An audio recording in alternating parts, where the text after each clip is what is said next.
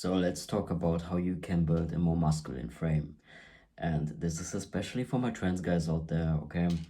And being myself a trans guy, I know how dysphoria can kick in when you don't feel like you have a masculine frame. And especially when you're just starting out with testosterone or you're even pre-T, because your fat distribution is still, the one of a biological female. So that means that your body stores fat, especially in your hip area, your chest, and probably just around your lower belly as well. I struggled with this for a very long time. Even when I got on T, the fat distribution for me didn't change much. My body still naturally stored fat more around my hip and lower belly area. And let me tell you guys, this was really discouraging because obviously it was always the biggest point for me that made me feel the most dysphoric about my body, because I felt like I had a female shape, okay, when your body is just going like this. And it sucks. It sucked, and it took me a while to figure out how to basically build that masculine frame and kind of get that V shape, okay, that V taper shape. So basically have broader shoulders, a wider back, and narrow hips. My hips are naturally wider than that of a cis guy, and I think most trans guys do struggle with this issue. But there are some ways that you can actually do to improve your physique, okay, to build that masculine frame. And this is exactly what I'm going to talk about in this video, exactly what I did, because it took me a long time to figure this out and I want to save you time. Just don't do the same mistakes that I did, okay?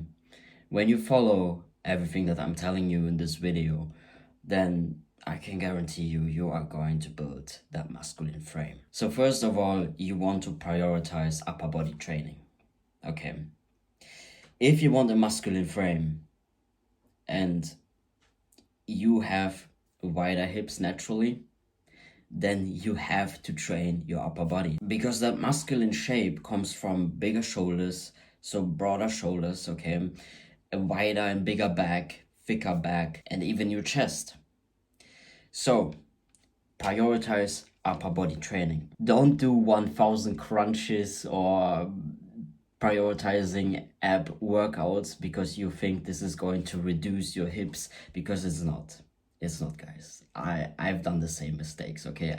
I thought that if I train my abs enough, if I train my hip area, like my lower belly area enough, this will actually fix the problem. But it's not going to fix the problem, because you cannot spot target fat loss, okay? You have to focus on your upper body. Because when you focus on your upper body and you build up muscle, okay, a wider back, broader shoulders, you are naturally going to get that V taper, okay? So your body is going to go like this. And even if your genetics cursed you with wider hips, by building a wider back and broader shoulders, okay, and a wider chest, you can create the illusion of basically have smaller hips. Because when your shoulders, when your upper body is bigger, okay, than your hips, this is going to create the illusion that you actually have narrow hips. So you want to focus on compound exercises, okay, and progressive overload. But I'm going to talk of progressive overload in a bit, because that is also a very crucial part. But first, let's talk about the compound exercises, okay? Focus on compound exercises like the bench press, deadlifts, pull-ups, lat pull-downs, overhead presses, okay? All those heavy movements where you can literally push yourself to your limits. Like the only shoulder exercises that I'm doing are overhead presses and lateral raises. That's more than enough, okay? You don't need to do front raises and all of that. So to create that 3D looking shoulder, all you have to do is focus on overhead presses, okay? Choose whatever you like, military press, overhead dumbbell presses, whatever you like, okay? And lateral raises, just for your side delts. There's nothing more that you need. Chest, bench press, either with dumbbells or barbell. Incline bench press are great. Dips are great. Back, lat pull downs, pull ups, any type of rows. Just keep it simple and basic. You don't need to spend hours in the gym. 45 minutes to 60 minutes is more than enough in the gym. And now let's come to progressive overload, okay? If you want your muscles to grow, if you want to get that V-taper shape, you have to progressively overload. Like, if you are not becoming stronger week by week, then you are wasting your time, okay? You are seriously wasting your time. Your muscles need to grow. I've been in the gym for years without seeing much progress because I wasn't progressively overloading, okay?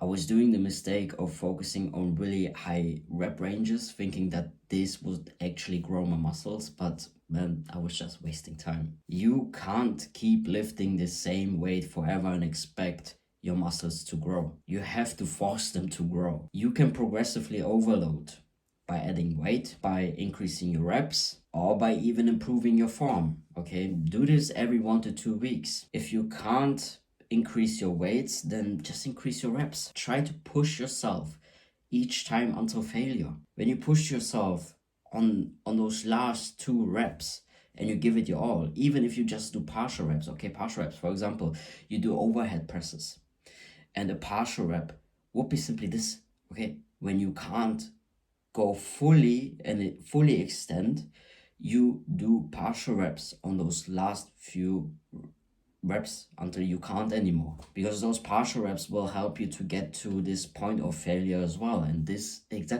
will help you to progressively overload over time. And also make sure that you are tracking your lifts. Don't guess.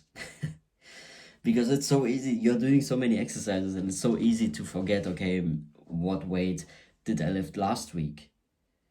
Track it, write it down. I just simply write down all of my lifts in my notes on my iPhone, and I track it week by week. Track your reps, track your weight, and try to become better week by week. And now let's come to nutrition, okay? Because this is the most crucial part. Because no matter how hard you're training in the gym, how much work you put in, if your nutrition is not on point, you are not going to see results. I've been in the gym for years now, okay? I started going to the gym since I was like, I don't know, 13, 14 years old. And I could have had way more progress if I would have done everything, correctly in the beginning, especially when it comes down to nutrition. When you carry that extra body fat, especially around your hips and your lower belly area, then you have to focus on your nutrition. That means tracking your calories and making sure that you eat enough protein. So if you want to lose that stubborn fat around your hips, then you have to be in a slight caloric deficit, okay? Don't do an aggressive cut. Don't do any stupid ass diets that promise you to lose, I don't know, a shit ton of weight within 2 weeks, because those do not work. And trust me, guys, I've been there. You need something sustainable, something that you can stick to for a longer period of time and just be consistent with, something that is going to become your lifestyle.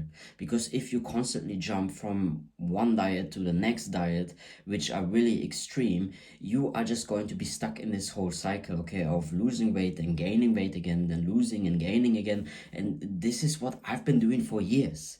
And the only thing that has worked for me is when I just simply changed my lifestyle, the way I'm eating, the food choices I was making, and tracking my calories, being in a slight caloric deficit. Like, my caloric deficit is probably around 100 to 200 calories under my maintenance, and that's a very slight caloric deficit, but I'm feeling good, because with that kind of deficit, I'm not too hungry. That means that I don't get like these huge binge episodes. I have a more controlled hunger. I get stronger in the gym week by week. Literally, I'm increasing my weight week by week, even though I'm in a caloric deficit, but I also make sure that I hit my protein.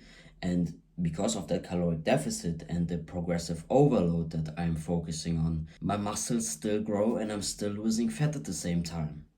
So a slight caloric deficit is definitely the way to go. Because I've done aggressive cuts in the past where my caloric deficit was huge, but that will just make you feel drained, okay? You are not going to be able to improve in the gym, so that means you are not going to be able to progressively overload, which means you are probably as well going to lose muscle mass when being on an aggressive cut.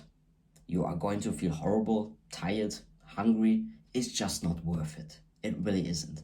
Yes, you are going to lose weight way quicker, but it's just not worth it. You are going to feel like absolute shit. The goal is to keep your muscle or even to build more muscle, okay, and not lose it. Because by doing crash diets and doing aggressive cuts, you are just going to lose your muscle mass. And this is not what you want if you want to build that masculine frame. You want to keep as much as possible or even build muscle while you still lose some fat. Also, one tip I have for you as well is to take progress pictures. Take some progress pics week by week and then compare them. Don't rely on your scales. Your weight is going to fluctuate. And especially when you start building muscle is heavier than fat. It can be that you are going to weigh even more. Or you are going to stay around the same weight because you are building muscle and losing fat at the same time. But a lot of people get discouraged when they don't see the scale move too fast or too much, you know. So I really highly recommend you to basically forget about the scales, okay? Weigh yourself if you want to. I do weigh myself daily, but I don't really focus on my weight on the scales. I focus on the visible changes, okay, on progress pictures.